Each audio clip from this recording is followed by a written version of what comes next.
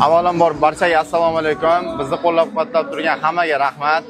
Duo qilib turgan xolajonlarimga, uydagilar, yaqinlarimga, barchaga, adajonimga rahmat, ishonch shuncha bildirib va o'zimizni O'rta Osiyodagi vatandoshlarimizga kattakon minnatdorchilik bildirmoqchiman. Ular qo'llab-quvvatlab turdi. Qozog'iston, Tojikiston, Turkmaniston, Qirg'iziston barchaga kattakon rahmat. Kim qo'llab-quvvatlab turgan bo'lsa, hamma jangni ko'rdi. Biz bundan keyin to'xtab qolmasdan, keyingi yil Xudo xolasa Osiyo o'yinlari bor, Osiyo chempionati bor. Bundan keyin to'xtab qolmaymiz. Endigina 20 yoshman. Hali hammasi oldinda. Men xursandmanki, shuncha boks yulduzlari kelib bizni jangimizni kuzatishdi va men polfinal kuni Arlen Lopesga qarshi jang qildim, g'alaba qozondim. Bundan men juda ham xursandman. Uydagilarim ham juda xursand.